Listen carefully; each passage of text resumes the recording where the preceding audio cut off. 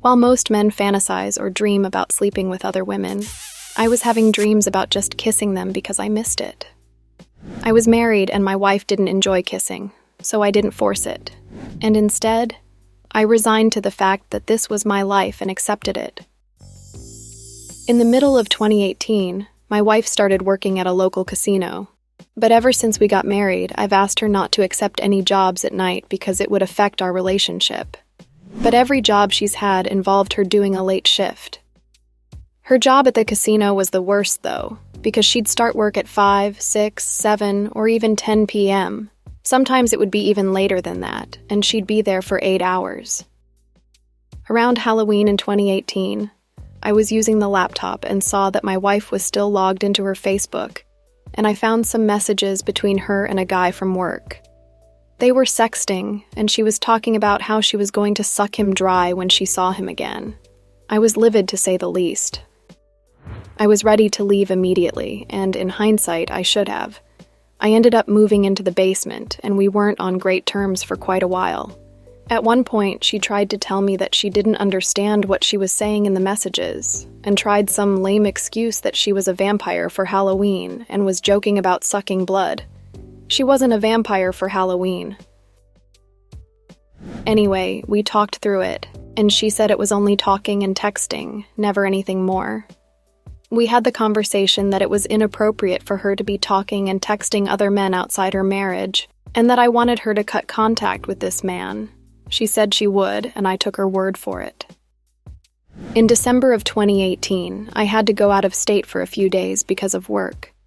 My wife wanted to come along so she could spend time with me and try to reconnect, but I believe it was the second day there that I found her texting another guy, a guy she met at her previous job, a job from 1 year ago. We had another argument, and I wasn't happy that she was having these relationships with other men. She insisted it was nothing, and that they were just texting, and that it wasn't sexual. When we got home, I found a marriage counselor and insisted we go. She didn't like the idea, but we tried it for several months. While in counseling, I told my wife that I'd no longer pay for her phone service if she was going to continue talking with and texting with other men. She replied that she wasn't going to stop, and my heart dropped at that, but I think that was the last time she told me the truth. I discontinued her phone service and really thought she'd come around and change her mind, as at that point, we'd been married for over 12 years and had 5 kids, so how could she not change her mind, right? A couple of months later, she came home with a brand new phone under another carrier, and I was taken down another notch. She also didn't want to continue counseling, and felt like we were done because everything was good. But fast forward to August of 2020, and I learn about a third guy via a message from a woman on Facebook. The message said, "I just wanted to let you know that my husband's been sleeping with your wife."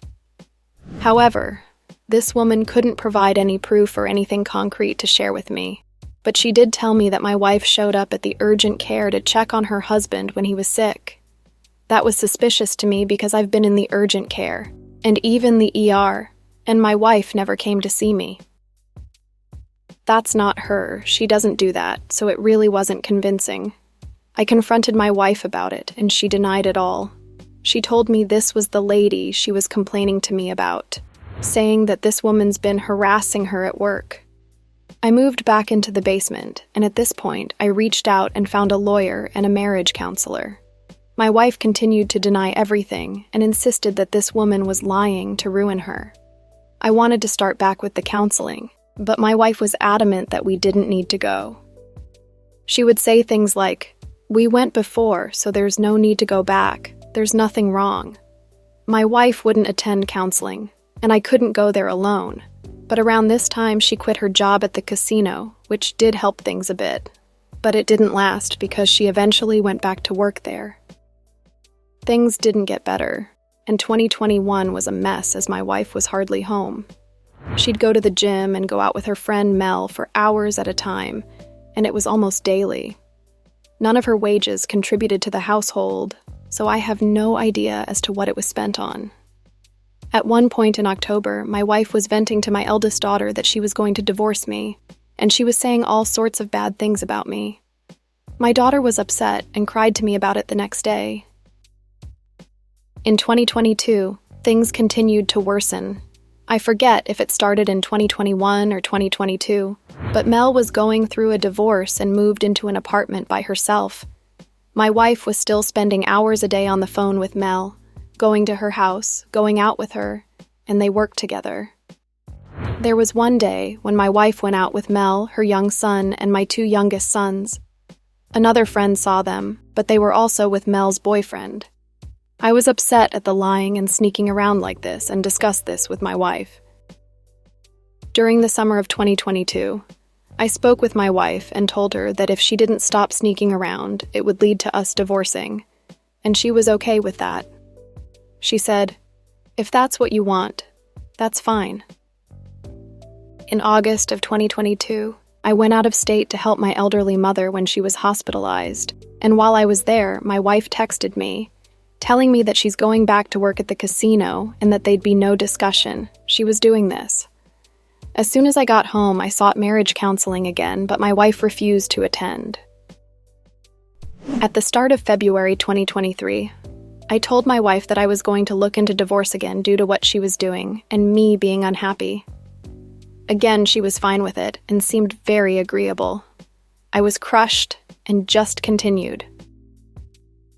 At the end of February, I got a text from my wife about a flight to Israel.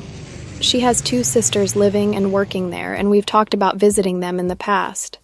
I wanted to go as a family, but she wanted to go alone. However, it's been at least 6 months since we've discussed going there, so this came out of nowhere. Her trip was from March 28th to April 6th, and my birthday's right in the middle of that. I was extremely hurt and annoyed that she was planning all this alone and wouldn't be around for my birthday. I called her, and she asked me to buy her a ticket. She was angry at me and wouldn't listen to anything I had to say, so I told her that I wouldn't pay for the ticket, and she got even angrier. My birthday came around, and one of my children made the comment that this is the second year in a row that Mommy isn't home for my birthday. The kids made me a cake, got me a few gifts, and I took them out to dinner, and this is when it all hit me. My kids are my emotional support team, and they're the ones who are there for me whenever I need someone. My wife left us all several years ago to enjoy her life, and I realized that I've been depressed for quite a while and need to change things for my kids. My wife returns from her trip, and that evening one of my boys had a baseball game. While at the game, I make a comment about taking our other son to the concession stand to get some food. She then went on to tell me that she made reservations for the two of us to go to dinner at 9 p.m. It was 6 p.m. at the time, and we always had dinner around this time. I was hungry and told her that I needed to get something to eat. Also, it's Thursday, and I have work in the morning. I don't want to go out to eat at 9 p.m. because it would result in me being up late. She got mad at me because I didn't want to celebrate my birthday with her, but my birthday had already come and gone by this point. About a week later, it's her friend's birthday, so her and her friend, Mel, take this other friend out to lunch for her birthday. A few days later, and they take this friend out to dinner for her birthday. A couple weeks after that, it's her gym trainer's birthday, and she takes him out to lunch. At this point, I felt like she was just rubbing things in my face as I got absolutely nothing from her for my birthday. But she does all these things for everyone and anyone else. And before I forget, she was talking about her birthday being only 2 months away and wanted to go to Las Vegas. She actually asked me if I wanted to go. But when I said, "What will we do with the kids?" she just said that she'll ask her friends to go instead. Now, let's fast forward to April of 2023. A friend had told me that he's known about another guy that my wife's been seeing, a guy who happens to be from Israel. It became painfully clear as to why she was in such a hurry to go there, as she went to meet this new guy and his family. I realized that she told me about this guy back in December, as he owns a pawn shop nearby, and the gift she gave me for Christmas came from that very store. I didn't confront her immediately, but I spent some time collecting more information.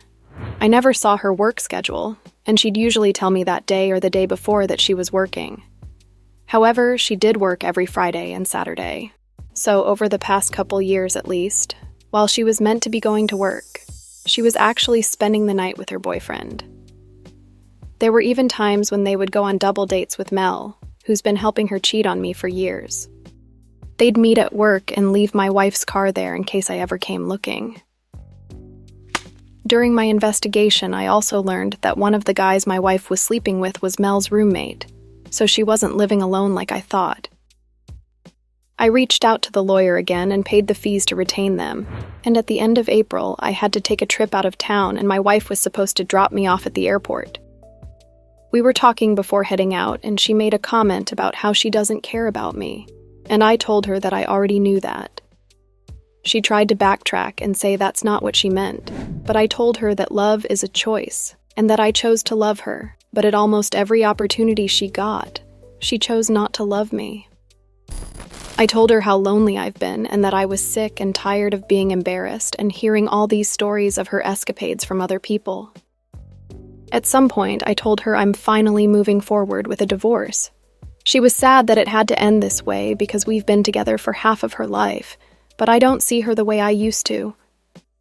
I let her know that I'm aware of the fact that she's been cheating on me for 5 years, and I even named the guys she was seeing. She didn't say anything, but she didn't admit to anything either. I told her that she's obviously not happy, and that I haven't been happy either, and that we both deserve to be happy, so divorcing is for the best.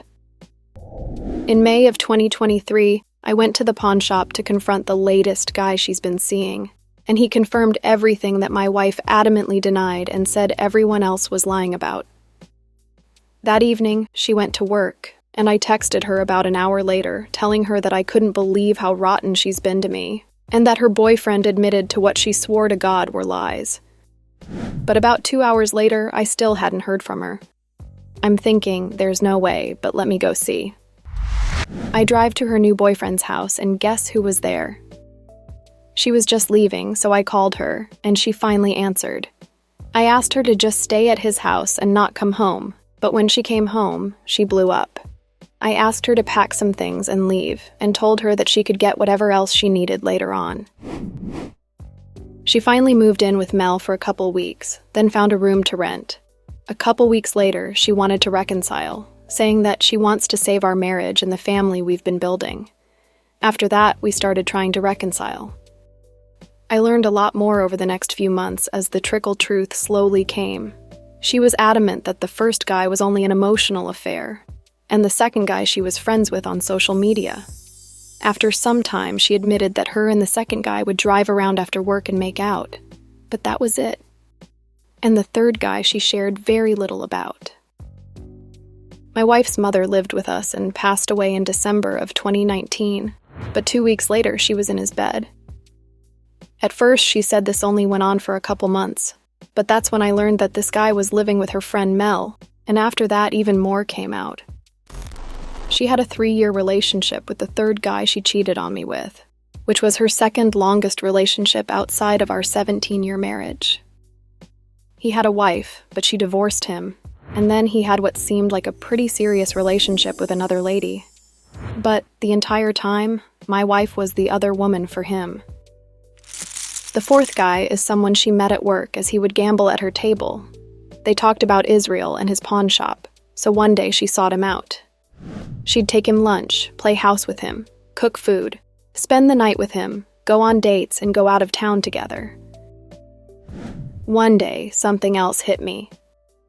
Months ago, she was giddy and giggling to me that Mel was teaching her to give better oral. I looked at her and asked, "What are you talking about? You don't give oral, and you don't even like it." She got mad at me for that and walked away, but it's obvious that she was learning this and doing these things for the other guys she was seeing. All the things she told me that she hated during our 17 years together, she was ready and willing to do for these other guys. And believe it or not, we even went to see a doctor about her aversions. What the hell is this story? It sounds to me like OP is still with his wife, despite everything she did to him.